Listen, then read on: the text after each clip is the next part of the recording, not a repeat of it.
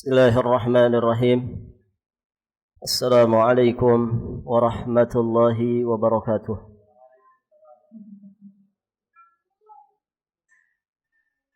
الحمد لله وكفى وسلام على عباده الذين اصطفى.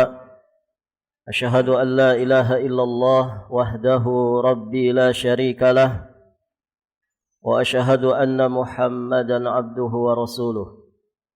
قال الله تعالى في القرآن الكريم: يا أيها الذين آمنوا اتقوا الله حق تقاته ولا تموتن إلا وأنتم مسلمون. أما بعد،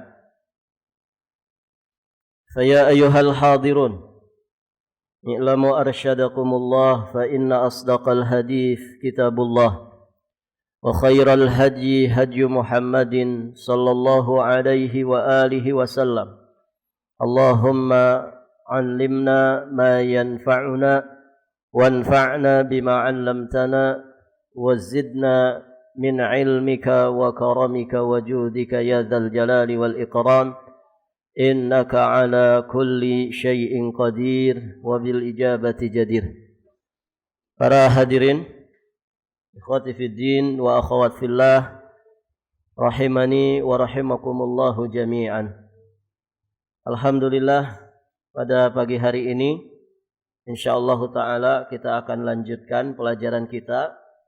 Berikutnya kita akan masuk di pembahasan tentang at-taghyir, yakni perubahan.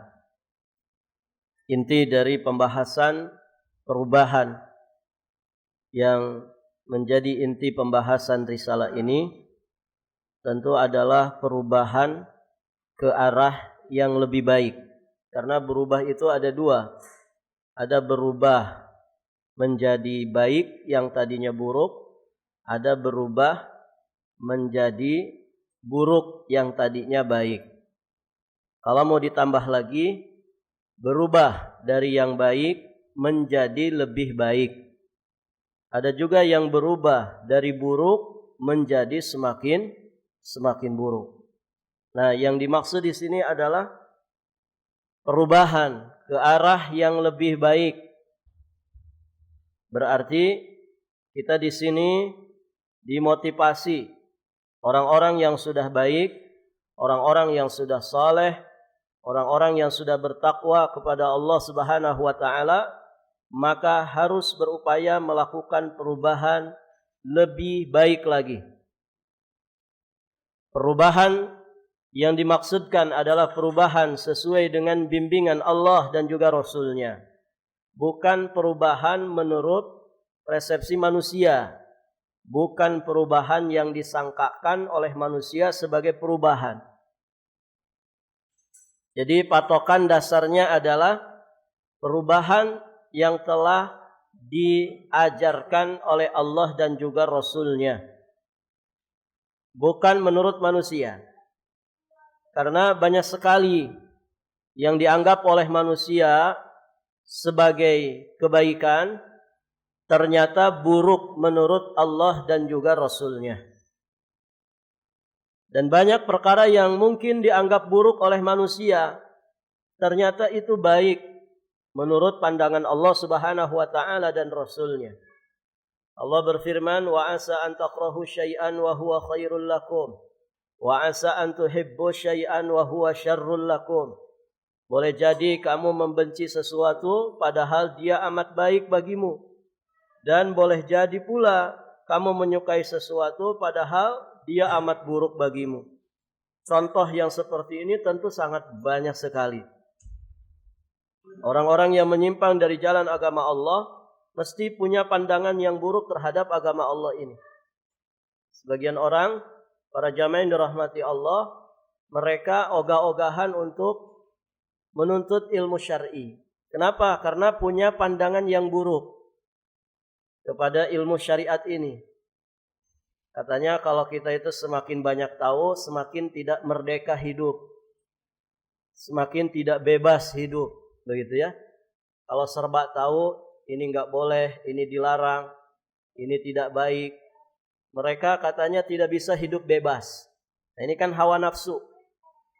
begitu ya. Dia memandang sesuatu dengan pandangan yang buruk, padahal Allah menjadikannya itu sebagai asas dari kebaikan. Dan banyak lagi contoh-contoh yang lainnya. Maka ibu-ibu yang dirahmati Allah Subhanahu wa taala, ayo berubah ke arah yang lebih baik menurut apa yang diinginkan oleh Allah Subhanahu wa taala kemudian oleh Rasulnya. Secara tabiat yang telah diciptakan Allah, segala sesuatu dalam kehidupan ini, baik itu materi ataupun non-materi, pasti mengalami perubahan. Wa fi anfusikum afala tubsirun. Pada diri-diri kita sendiri, apakah kita tidak melihatnya? Ibu-ibu di sini pada berubah tidak? Kalau ngelihat diri sendiri, yang sering bercermin kan ibu-ibu ya. Sok coba dilihat diri sendiri. Dulu rambutku tak begini. Hitam kemilau begitu ya. Tidak ada campuran warna apapun. Ternyata sekarang bercampur dengan satu warna. Warna apa itu? Warna putih. Berarti rambut kita berubah. Turun lagi ke mata. Ya. Mata dulu tidak ada belahannya. Tidak ada keriputannya di samping kiri kanannya. Sekarang itu ada celah-celah keriputnya. Oh berarti berubah. Begitu kan? Gigi dulu itu lengkap, sempurna. Sekarang gigi satu persatu pada permisi. Begitu ya. Berarti ini berubah. Begitu ya. Terus ya ditafakuri, ternyata kita ini berubah. Fisik kita berubah. Apa yang ada di sekitar kita berubah. Balikpapan mungkin dulu tidak seramai sekarang. Begitu ya. Yang dulu hutan belantara sekarang jadi perumahan elit. Gitu kan?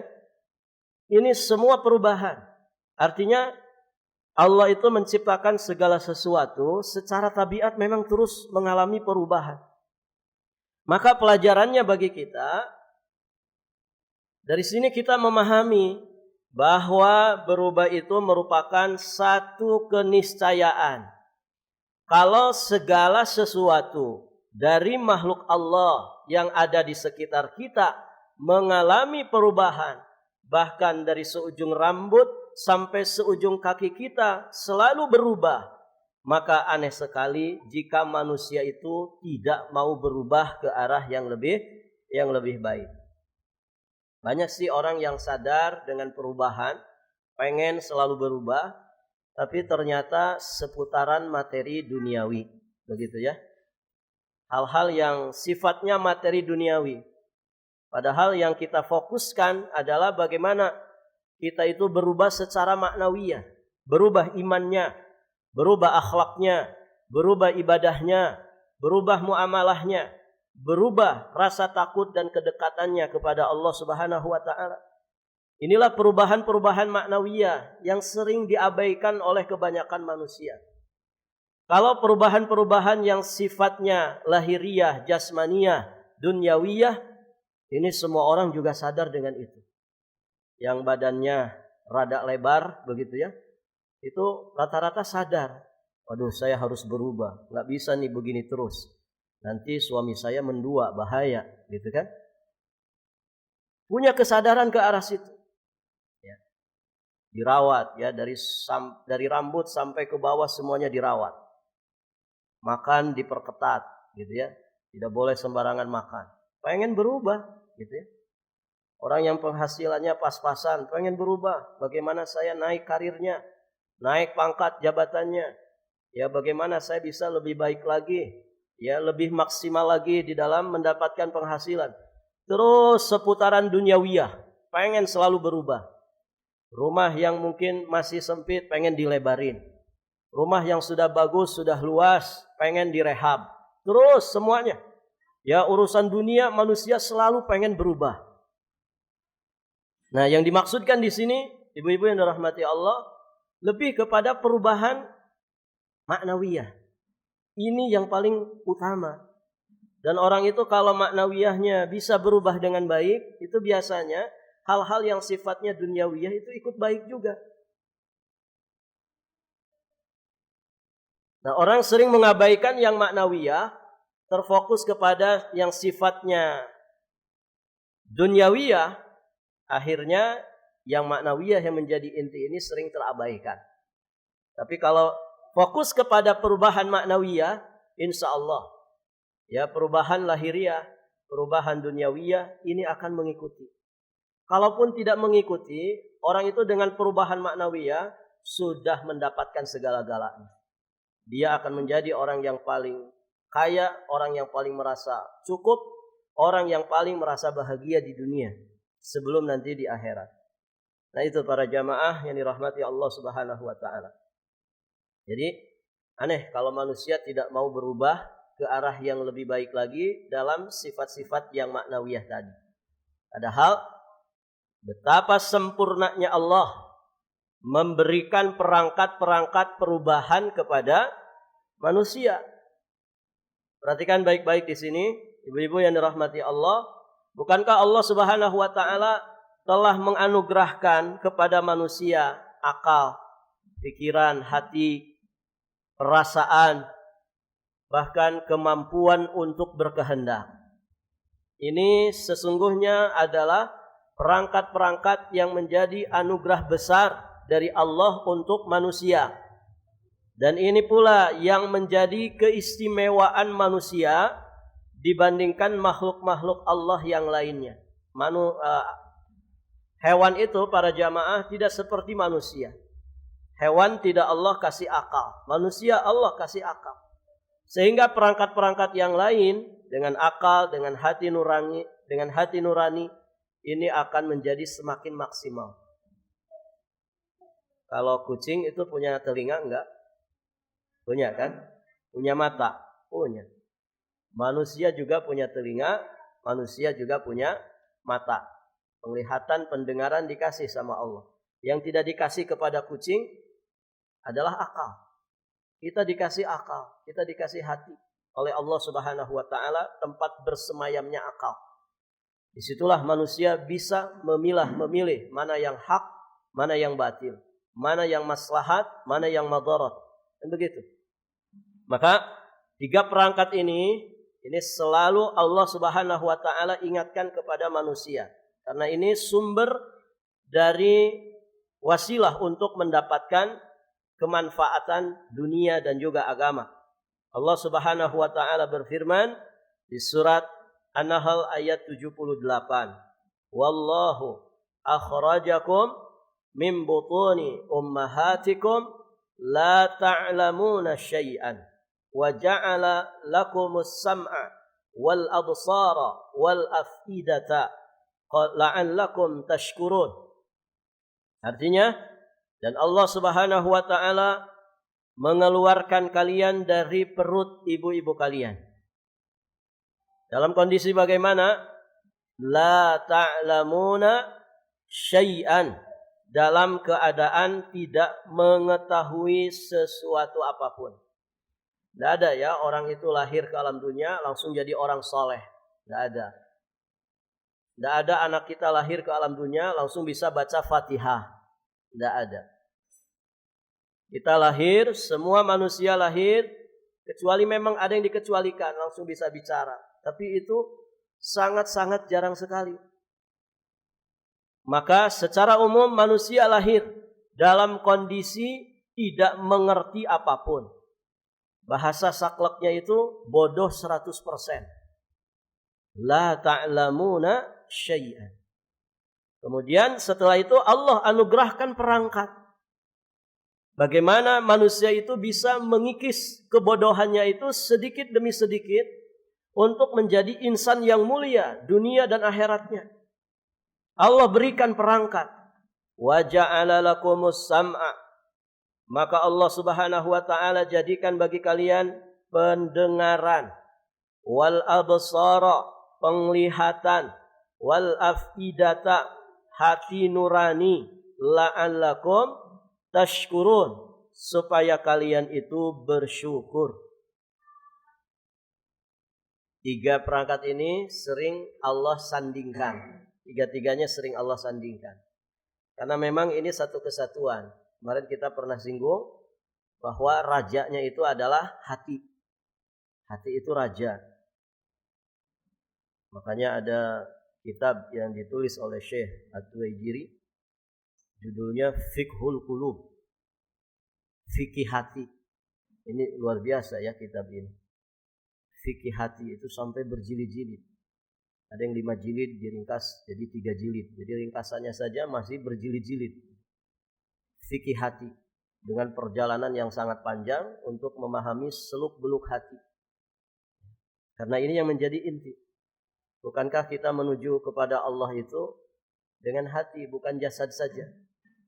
Perjalanan kita menuju Allah sesungguhnya perjalanan hati. Makanya kata orang ya, kalau hidup tanpa hati jadinya apa?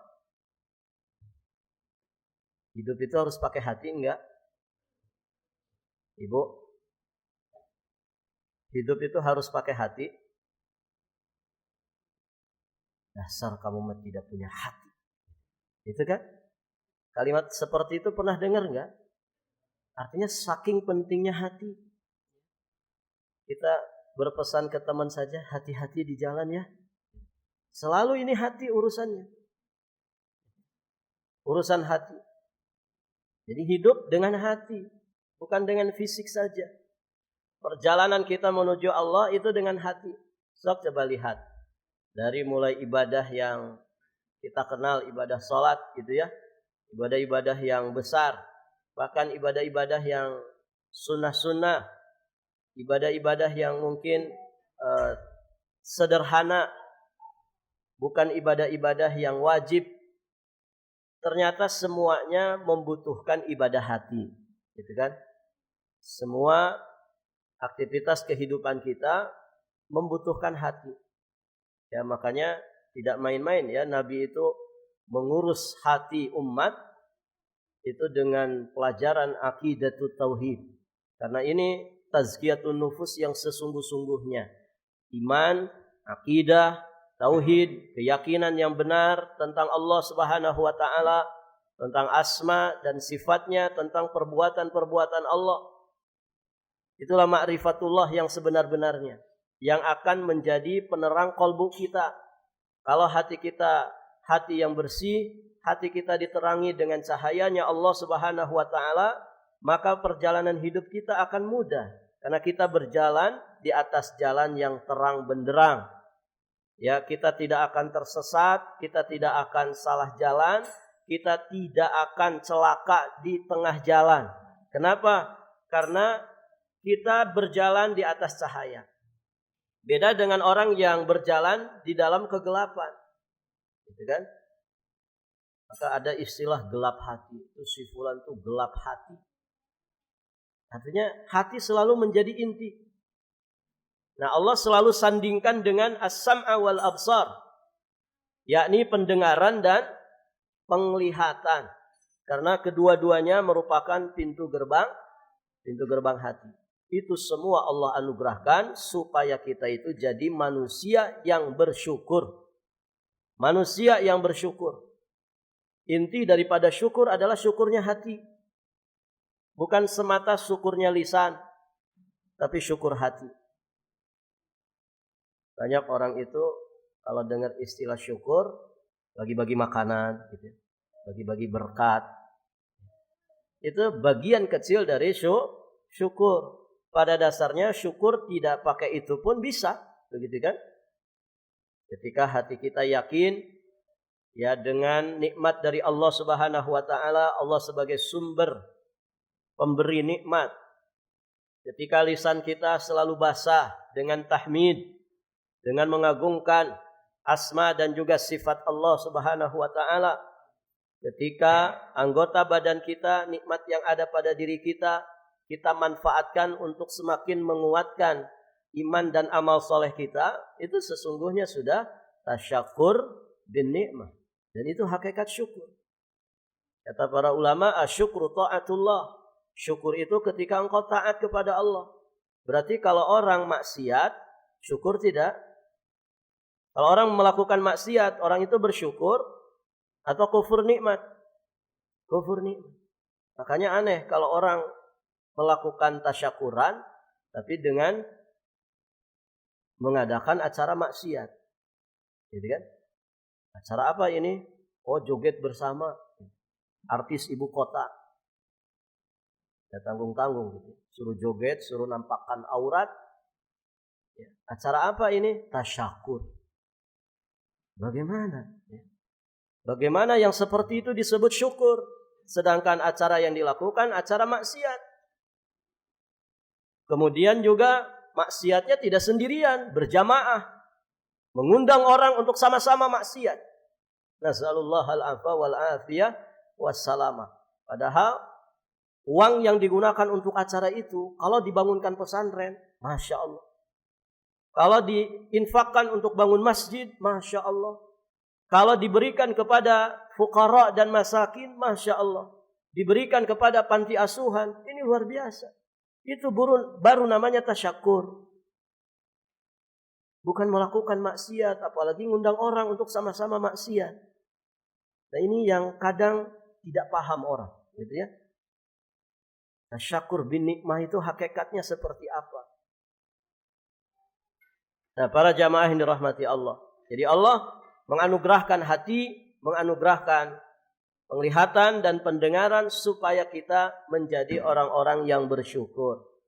Maka dijelaskan di sini oleh Syekh Al-Imam Abdurrahman bin Nasir As-Sa'di rahimahullahu ta'ala. Ketika menafsirkan ayat tadi, yakni di surat An-Nahl ayat 78. Beliau mengatakan, khassa hadhil a'dha as-salasah bi syarafiha wa fadliha wa li annaha miftahu li kulli ilmin. Fala wasala lil 'abdi ilmun illa min ahadi hadhil abwab as-salasah. Allah menghususkan penyebutan ketiga anggota tubuh tersebut dalam rangka untuk memuliakan dan mengutamakannya. Kenapa? Karena ketiga-tiganya merupakan kunci masuknya setiap ilmu. Kenapa kita bisa bertambah ilmu? Kenapa? Wasilahnya adalah 3 perangkat ini.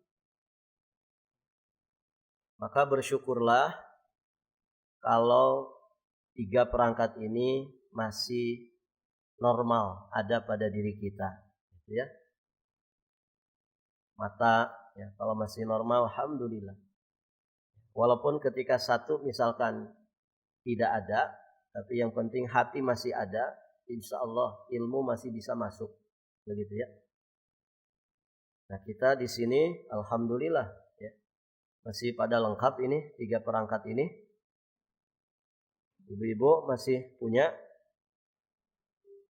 mata masih ada, alhamdulillah. Walaupun sudah pakai kacamata gitu ya. Tapi kan matanya masih ada. Telinga juga alhamdulillah begitu ya. Walaupun kita sadar semakin bertambah usia, ini nikmat ini terkadang terkurangi. Semakin bertambah usia semakin rabun gitu ya. Tapi pada dasarnya kalau mata kita itu dipakai taat terus sama Allah, tidak melihat yang aneh-aneh, yang haram-haram, insya Allah aman-aman saja, gitu ya. Ada seorang alim ahli qiraat, usianya 100 tahun, ngajar di Masjid Nabawi, itu masih aman-aman saja. Tidak pakai kacamata, kakinya tetap 2, gitu ya. Kalau usia segitu kan biasanya kakinya jadi 3, gitu. Pakai tongkat. Ini masih seger, masih bisa nyimak hafalan para santrinya. Ketika ditanya rahasianya apa? Rahasianya, ya aku jaga mataku ini, telingaku ini dari perkara-perkara yang diharamkan. Sehingga Allah menjagaku sampai setua ini. Begitu ya. Maka yang pada pakai kacamata, gitu ya, ya jadikan itu bahan tafakur. Kenapa seusia muda ini kacamatanya sudah tebal? Kalau kacamatanya ketinggalan, seperti ketinggalan mata, begitu. Jadi susah. Naik motor nggak bisa karena kacamatanya ketinggalan. melihat jalan ya tidak jelas, khawatir tabrakan, khawatir ini dan itu. Jadi jadikan bahan renungan gitu ya, untuk banyak istighfar, banyak tafakur, tadzakur. Telinga juga demikian gitu ya. Kalau pendengaran kita kemudian dikurangi, ya jadikan ini bahan tafakur, muhasabah, untuk banyak-banyak kita memperbaiki diri kita. Baik, ibu-ibu yang dirahmati Allah. Jadi 3 perangkat ini merupakan sarana atau kunci masuknya setiap ilmu.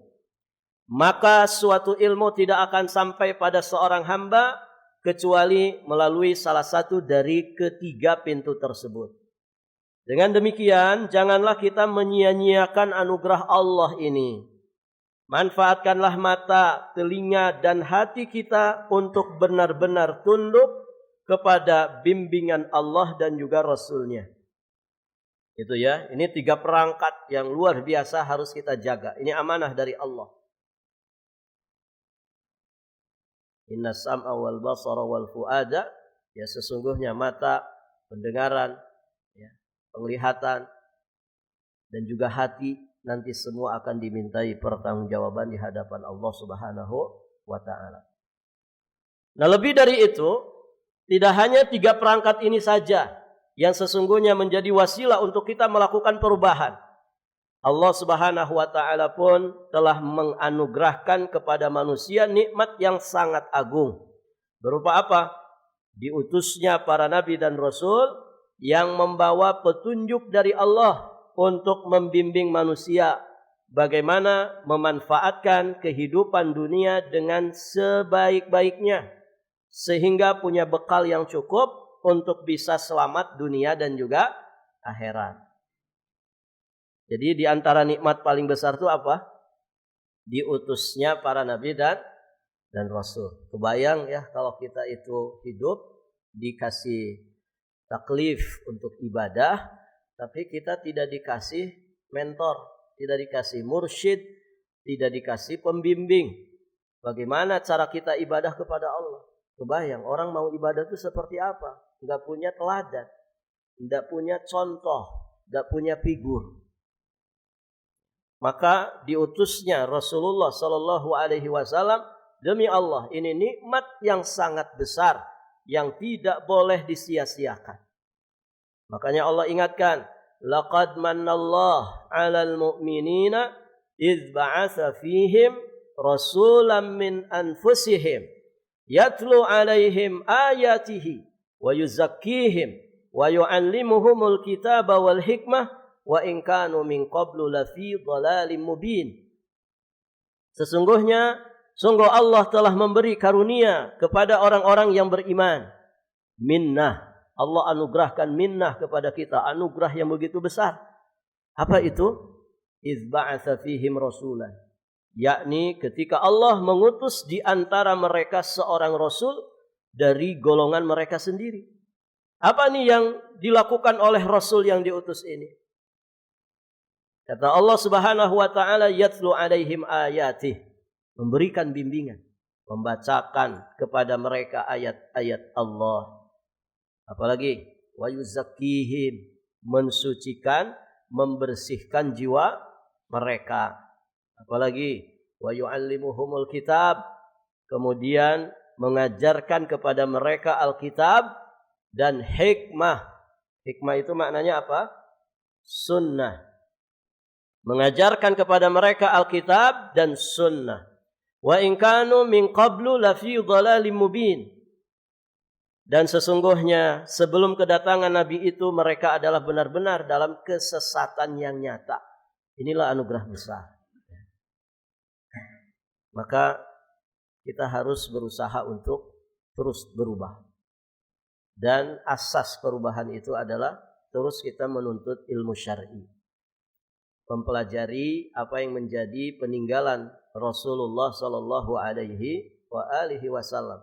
Kita memang tidak langsung mendapatkan bacaan Al-Qur'an dari Rasulullah. Kita memang tidak langsung mendapatkan pendidikan tazkiyah dari Nabi sallallahu alaihi wasallam. Tidak langsung kita mendapatkan pelajaran dari Alkitab dan hikmah yang langsung dari lisan Nabi. Tapi kita bersyukur kepada Allah Subhanahu wa taala, walaupun tidak ada lagi nabi dan rasul setelah beliau, namun tetap ada para pewarisnya. Siapa pewarisnya itu? Pewaris nabi siapa? Para ulama. Al-ulama warathatul anbiya. Para ulama adalah pewaris para nabi. Wal anbiya lam yuwarithu dinaran wala dirhama. Para nabi itu tidaklah mewarisi dinar dan dirham. Fa innama warasul ilma. Yang diwariskan oleh para nabi itu adalah ilmu. Faman akhadhahu faqad akhadha bihadhin wafir. Maka siapa yang ingin mendapatkan ilmu, siapa yang mengambil warisan nabi ini, yakni ilmu, maka kata Nabi SAW, faqad akhadha bihadhin wafir. Sungguh dia telah mengambil bagian jatah yang sangat banyak sekali.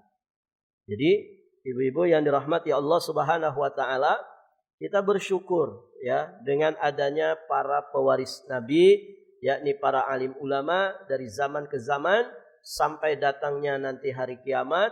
Allah Subhanahu wa taala tetap membimbing kita dengan Alkitab dan juga As-Sunnah. Ini satu hal yang patut kita syukuri. Kalaulah bukan karena bimbingan dari Rasulullah sallallahu alaihi wasallam, dari para sahabatnya, dari para tabi'in, atba'u tabi'in, dari para alim ulama dari zaman ke zaman, tentu kita pasti akan selalu berada dalam kegelapan. Dan orang yang berada dalam kegelapan itu rawan celaka. Rawan celaka.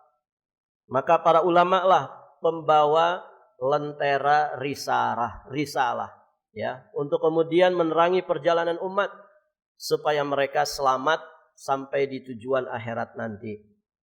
Baik ibu-ibu yang dirahmati Allah, maka jangan disia-siakan ya, jangan disia-siakan. Para nabi dan rasul, terkhusus nabi kita Muhammad sallallahu alaihi wasallam, telah membimbing kita ya bagaimana memanfaatkan usia ini dengan sebaik-baiknya dan terus melakukan perubahan-perubahan yang terbaik dalam semasa hidup kita. Manusia itu hidupnya mengalami beberapa alam ya. Mulai dari alam apa? Mulai dari alam apa? Sebagian mengatakan mulai dari alam arwah, gitu ya. Setelah alam arwah kemana? Alam rahim. Rahim dulu. Setelah alam rahim, alam dunia, ya kan? Setelah alam dunia, alam apa? Barzah atau kubur? Barzah atau kubur? Waduh ya. Dua-duanya sama. Barzah ya kubur, ya. Alam kubur, alam barzah. Nama lainnya alam barzah. Setelah dari alam barzah kemana? Setelah dari barzah kemana, Bu? Belum pernah ke sana sih ya, jadi enggak tahu. Setelah alam barzah kita masuk alam akhir. Yaumul akhirah. Hari akhir. Ya kan? Alam arwah, alam rahim, alam dunia, alam barzah, kemudian alam akhirat. Ya sekitar 5 alam lah, gitu kan. Sekarang kita ada di mana nih perjalanan kita? Nah, kita ada di alam dunia. Berarti alam ketiga atau alam kedua, gitu ya. Habis ini mau kemana, Bu? Ada yang sudah mau jalan ke sana? Setelah alam dunia kemana? Ke alam kubur. Nasallallahu wal afiyata wassalam. Semoga Allah panjangkan usia kita di atas ketaatan. Baik, ibu-ibu yang dirahmati Allah. Dari mana ini kita tahu perjalanan manusia? Alam ini, selanjutnya alam itu, terus sampai alam akhirat. Dari mana kita tahu ini? Dari bimbingan wahyu yang disampaikan oleh Nabi Shallallahu Alaihi Wasallam bahwa manusia hidupnya bukan di dunia saja, nanti ada alam barzakh, setelah itu ada alam akhirat. Nah, dari sekian banyak alam ini yang harus kita maksimalkan, harus kita sungguh-sungguh memanfaatkannya. Alam yang mana? Alam mana, Bu? Alam dunia. Karena ini yang menjadi patokan selamat dan tidaknya kita di alam berikutnya, itu patokannya adalah alam dunia. Di alam rahim kita disuruh ibadah tidak? Tidak. Oh, di dalam perut ya, sempit banget begitu ya. Masya Allah, bisa hidup itu di dalam 3 kegelapan kata Allah. Gelapnya perut si ibu, karena di sana nggak ada patromak ya, nggak ada lampu, gelap. Kemudian gelapnya rahim kan lebih gelap, lebih kecil lagi. Kemudian gelapnya pembungkus bayi itu, plasenta. Fi dzulumatin salas, di 3 kegelapan kita hidup. Tapi hidup, Masya Allah. Ketika di rahim kita nggak disuruh ibadah, nggak disuruh sholat, gitu ya, nggak disuruh ibadah. Kita disuruh ibadah, disuruh berbekal tuh di mana? Di dunia ini. Jadi patokannya dunia. Kalau di dunia kita bisa maksimal, mendapatkan cita-cita dunia kita, mati husnul khatimah, insya Allah perjalanan kita selanjutnya Allah mudahkan. Begitu. Berarti melakukan perubahan, melakukan perbaikan di mana? Di dunia. Nanti saya mau pengen berubahnya kalau sudah mati saja. Nggak bisa. Kalau sudah mati nggak bisa lagi melakukan perubahan. Nggak bisa lagi melakukan perbaikan. Perubahan dan perbaikan itu harus dimaksimalkan di saat kita berada di alam dunia. Selama hayat masih di kandung badan, selama itu pula kita masih berkesempatan untuk memperbaiki lahir batin kita, memperbaiki dunia dan juga agama kita. Baik. Kita jangan dulu bicara rahim, jangan bicara alam barzakh. Kita nggak bicara dulu tentang alam akhirat yang panjang sekali pembahasannya. Kita akan sedikit mengingatkan saja ya tentang alam dunia ini nih, yang harus kita fokuskan menjadi patokan selamat dan tidaknya kita nanti di alam kubur dan di alam akhirat. Baik. Di dunia ini kita dikasih apa, Bu? Dikasih apa sama Allah? Sadar enggak kita banyak dikasih sama Allah? Ibu dikasih apa sama Allah di dunia ini? Dikasih banyak hal. Dikasih banyak hal. Tidak terhitung kan nikmat Allah itu. Nah, salah satu nikmat Allah yang besar apa? Ada nikmatul iman, nikmatul Islam, nikmat hidayah taufik, nikmat keistiqomahan, kan begitu ya? Baik. Nikmat-nikmat besar tadi tidak akan didapatkan kecuali dengan nikmat besar yang sebelumnya. Apa itu? Nikmat hidup. Barakallahu fiik. Berarti hidup itu ra'su malil insan. Kata para ulama, nikmat hidup itu seperti modal dasar bagi manusia.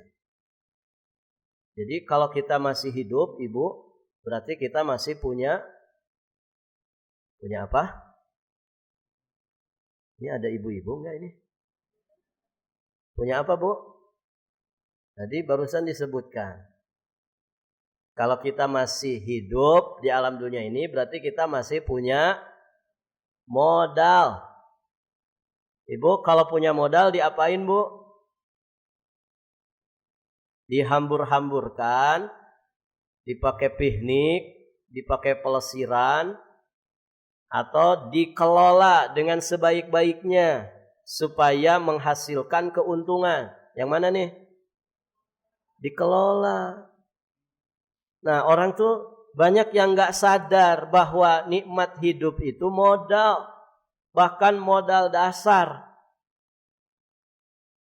Banyak orang yang menyia-nyiakan nikmat kehidupan untuk huru-hara, untuk foya-foya, untuk bermalas-malasan, bersantai-santaian, untuk bahkan naudzubillah ada orang yang kesibukannya itu berpindah dari satu dosa ke dosa yang lainnya.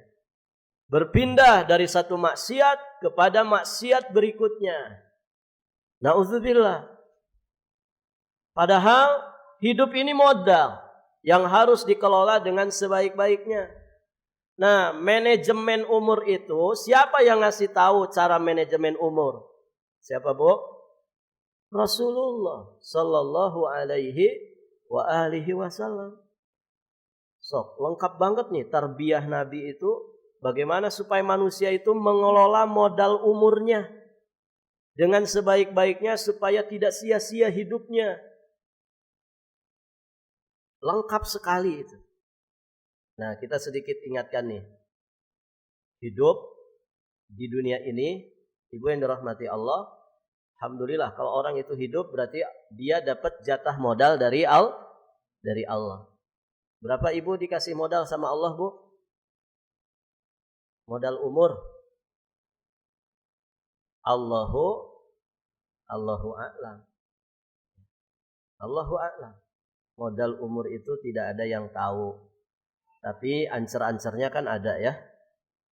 A'maru ummati ma baina sittina wa sab'ina sana. Umurnya umatku itu antara 60 sampai 70 tahun. Ada yang sudah kepala 7 di sini? Sedikit kata Nabi yang bisa lewat usia kepala 7. Kayaknya enggak ada di sini ya, Bu ya. Ada di sini yang ngaji usianya kepala 7?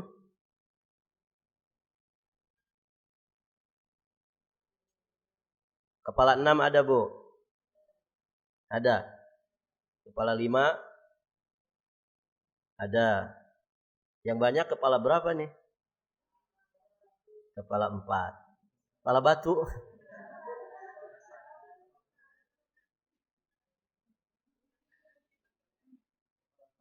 Kepala 1. Kepala 1 itu belasan tahun ya. Oh, berarti masih banyak yang belum nikah ya. Nah, ini bisa nih jadi informasi buat para bujangan di sini.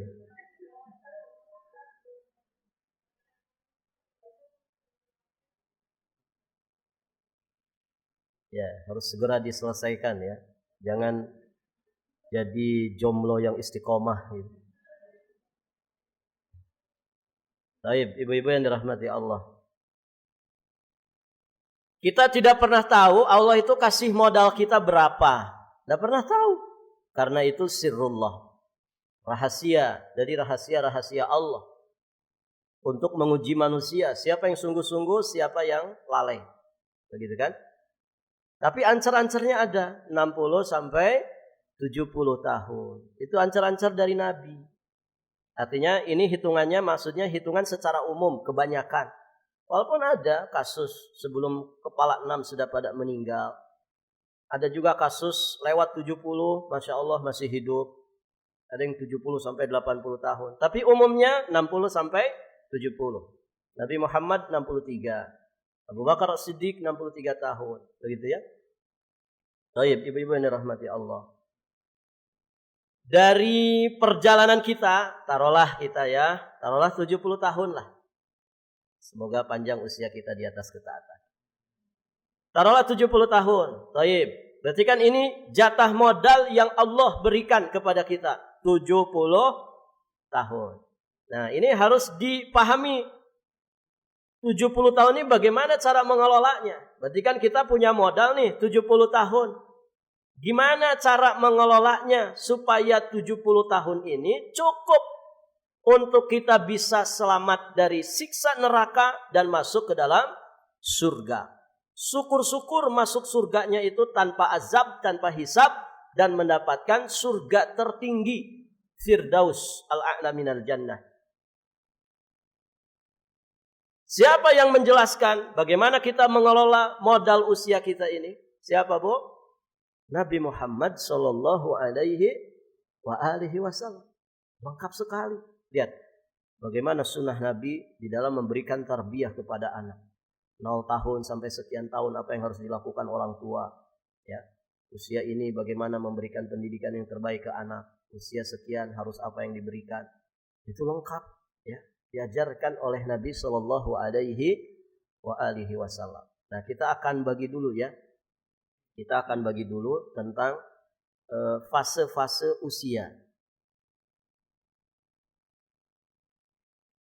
Fase-fase usia bagi manusia. Marahil a'mar al-insan. Marhalah-marhalah usia manusia. Yang pertama, Ibu, ada yang disebut dengan al-marhalatut tufulah. Apa, Bu? Al-marhalatut tufulah. Tufulah itu dari kata tiflun atau atfal. Kan ada raudatul atfal, kan? Marhala itu fase. At-tufulah anak-anak. Fase anak-anak.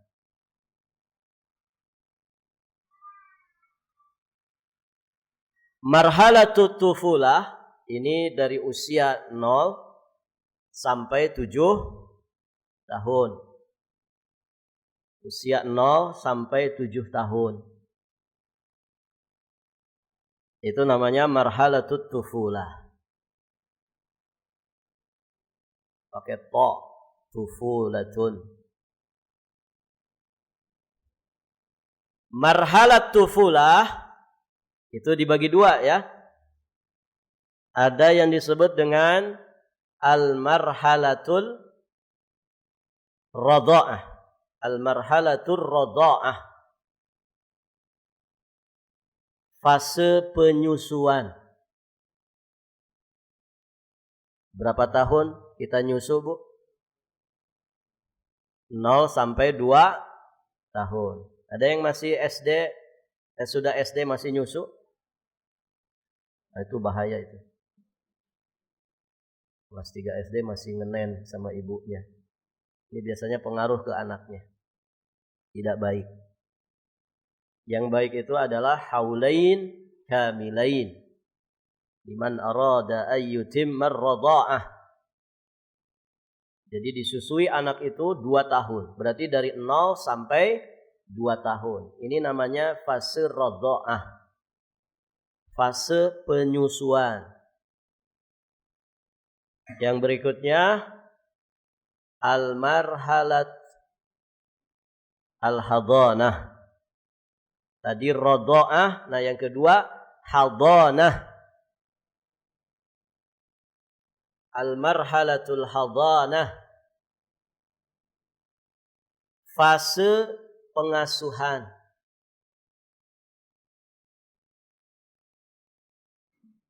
Bukan berarti setelah usia itu tidak diasuh lagi, tidak. Maksudnya ini betul-betul orang tua itu maksimal ya di dalam memberikan pengasuhan. Usia berapa itu? Usia 2 sampai 7 tahun tadi.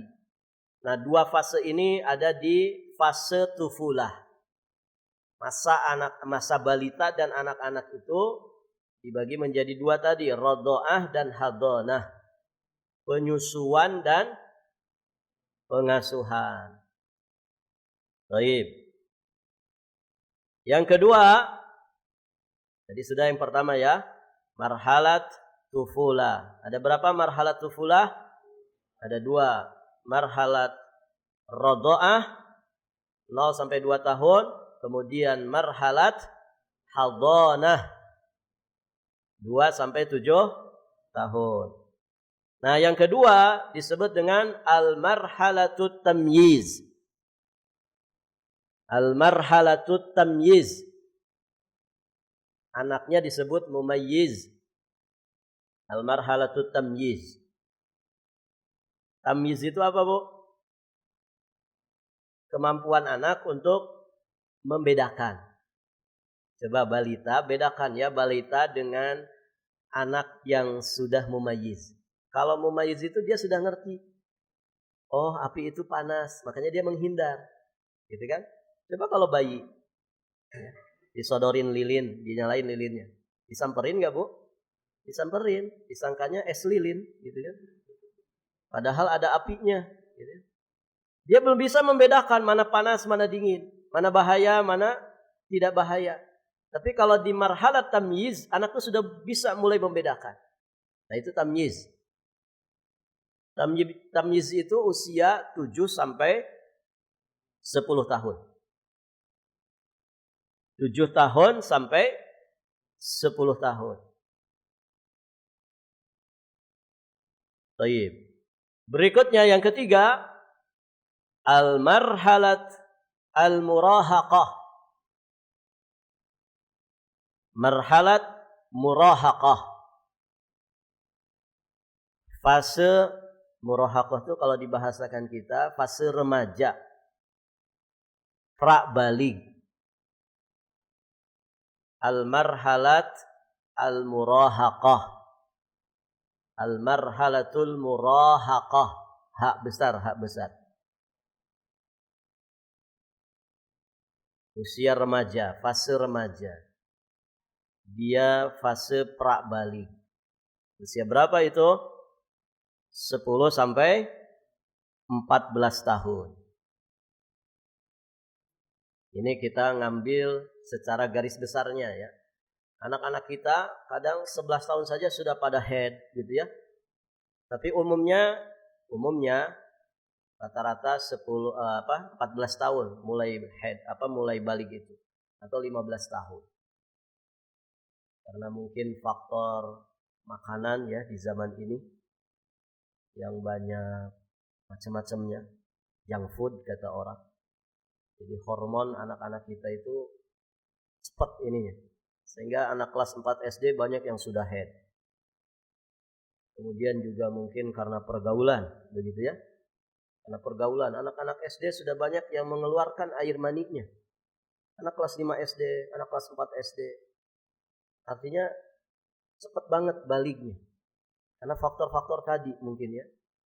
Tapi kalau orang-orang sebelumnya, ya kita inilah.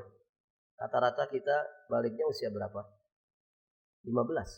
Kelas 3 SMP gitu ya. Tapi kalau anak-anak sekarang lebih cepat dari itu.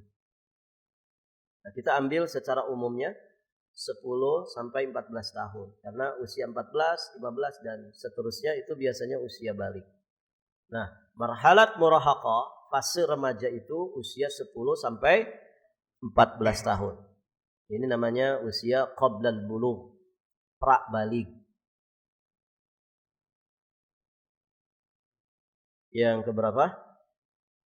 Yang keempat. Yang keempat ada yang disebut dengan al-marhalatus syabab. Al-marhalatus syabab. Fase masa muda. Masa muda. Marhalatus syabab ini usia dari akil balig sampai usia 40 tahun.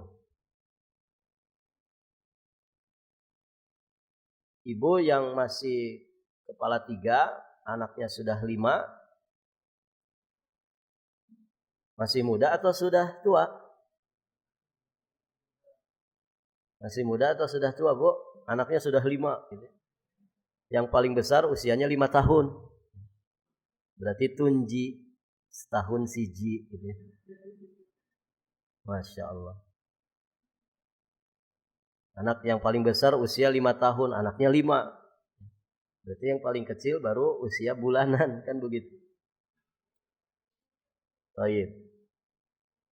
Jadi sebelum usia 40, maka kita itu masih di fase masa muda. Walaupun anaknya sudah banyak, tapi masa muda kita masih ada. Begitu ya. Baik. Berikutnya. Al-marhalat al-kuhulah. Al-marhalatul kuhulah pakai kaf. Kuhulah. Al-marhalatul kuhulah. Kaf, ha, waw sukun, lam, tak marbutoh. Al-kuhulah. Marhalat kuhulah. Fase apa namanya ini kuhulah ini, Bu? Habis masa muda apa? Masa tua. Usia 40 sampai 60 tahun. Jadi ibu yang sudah kepala 4 dan sebelum kepala 6 itu berarti ada di masa tua. Habis masa mudanya, Bu?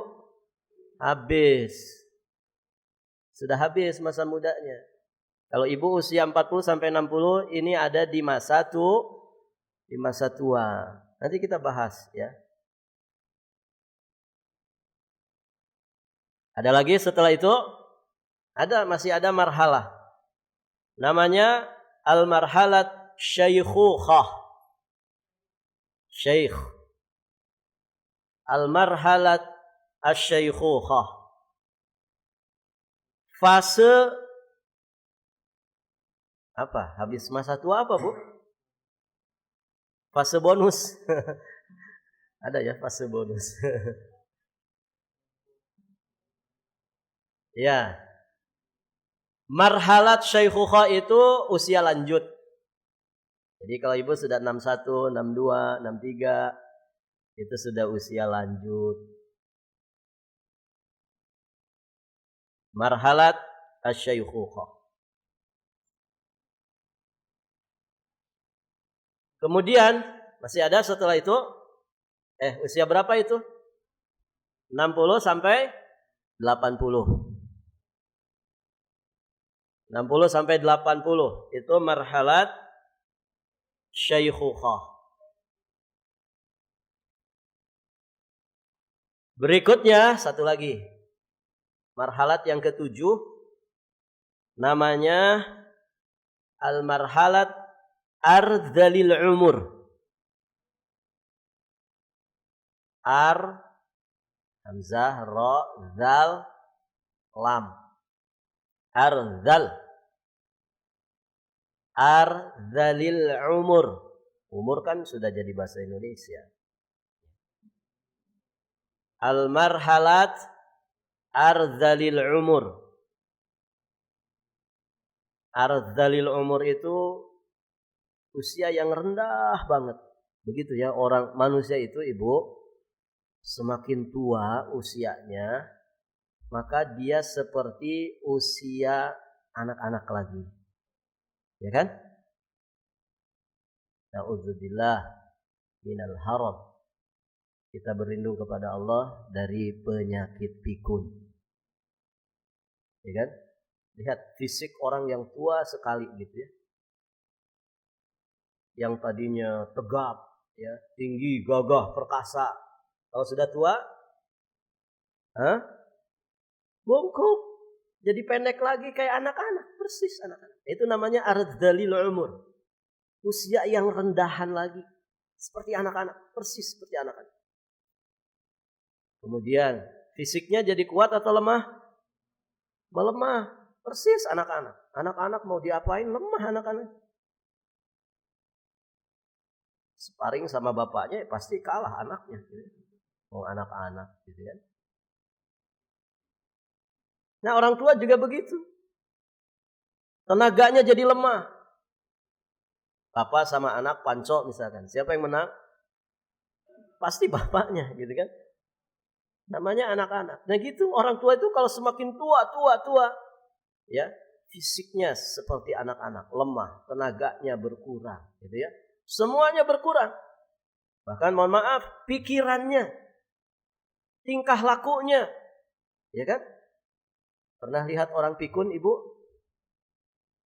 Orang pikun. Na'udzubillah dari penyakit pikun.